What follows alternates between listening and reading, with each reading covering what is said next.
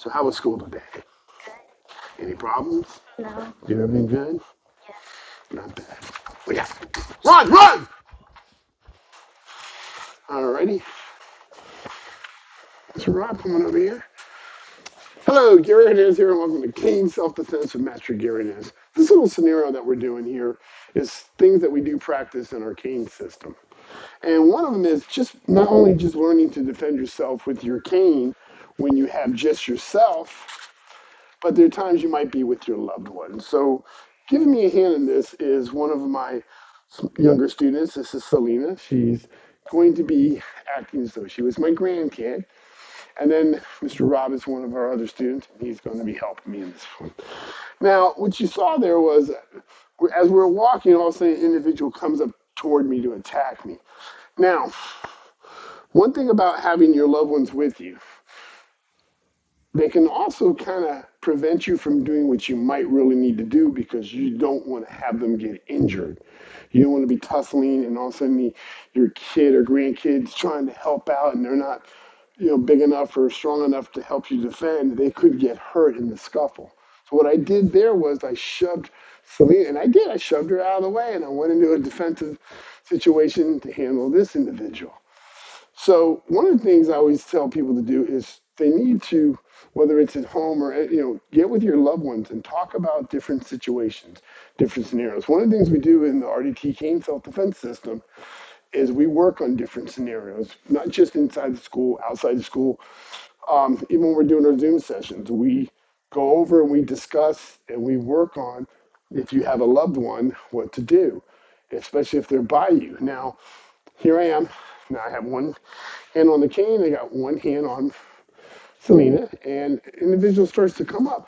I shoved her out of the way, yelled for her to get help, leave, and I went into a defensive situation. Now, I'm sure a lot of you have talked with your kids, your grandkids, what to do if a bad dog approaches them or a bad person approaches them. But you also need to discuss that when they're with you. Because again, like I said, it's great to have your loved ones with you, but they can kind of hinder your situation because you might accidentally hit them or they may trip up on you or you two may fall into them. And I don't want that happening. Another thing you can do if you've got individuals a little bit of aggressive, you can bring your kid away, put them behind you and create some distance.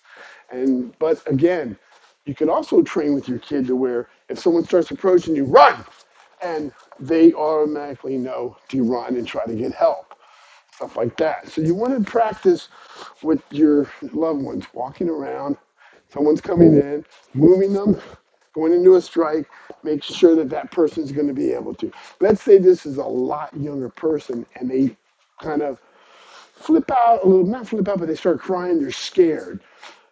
If I've got it, and I'm going to go light because I have this cane here, so he's not going to come in real fast. If I got an aggressive person, he grabs onto me, I am going to shove. I know it sounds kind of mean, but I'm going to shove her to the ground. She's going to fall down a little bit. I'm going to shove her out of the way, and I'm going to go into a fight because I want her away from the confrontation that's going on at hand. So if I have to shove her to the ground and take this way, so I can take care of this without her or them getting hurt. I understand they may be crying. They may run back in and grab onto you and grab onto me, hold on to me real tight sometimes. Just hold on to me. No, yeah, I'm doomed. Hold on to me like you care at least. Grab on me tight. So here she is. Now she's holding his hand down. So he's coming up, and all of a sudden, let's say he grabs my cane. Well, all of a sudden, I've got her holding. I need to tell her to get away. I will shove her out of the way if I have to take care of business. So you need to practice sometimes when you have a loved one with you. Practice getting them out of the way because the last thing you want to do, and I'm going to go slow so I don't hurt anybody, is move and undershot and strike your loved ones. Now, there's also, you could have the family with you. So all of a sudden, this family's going to grow. So let's say I have my wife and we have our grandkid.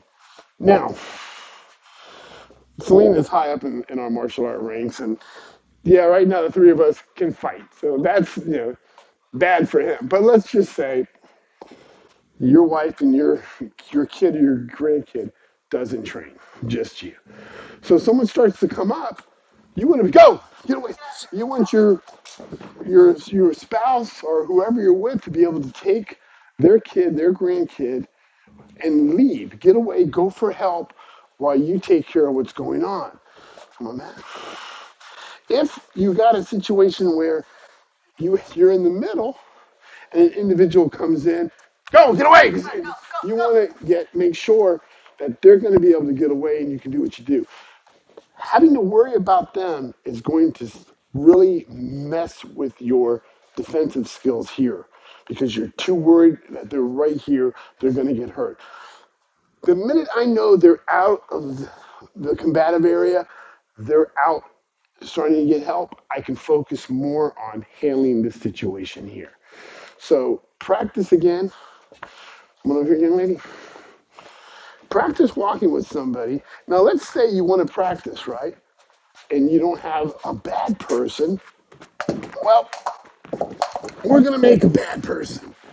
So we're going to here, and I'm here. Now she's here. I'm going to shove her out of the way, and I'm going to swing.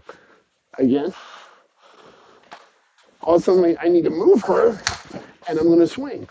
Do you take a chance of maybe her tripping up, falling? Yeah, there is that possibility. I'm not saying swing your kids all over the planet, but you got to get them out of the way. If I'm sitting here and I got Mr. Rob, he grabs onto my cane, all of a sudden, and I got my hands on, she locks onto me because she's worried and scared.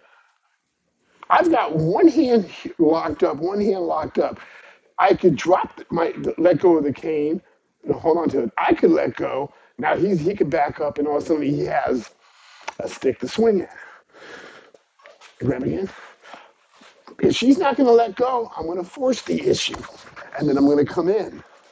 Again, it does sound a little cruel, and I may be pushing her away hard, but it's so I can help defend us against this individual and not worry about her getting hurt.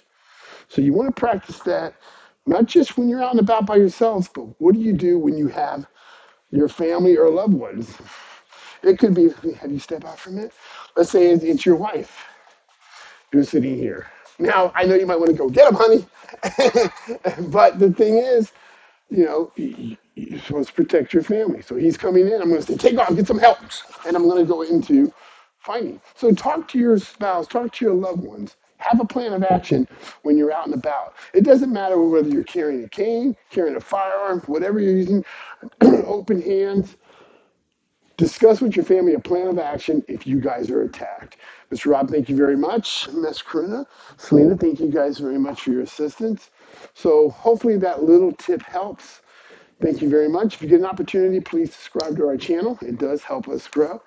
Gary Hernandez, thank you, and I will talk to you guys very soon. Good night.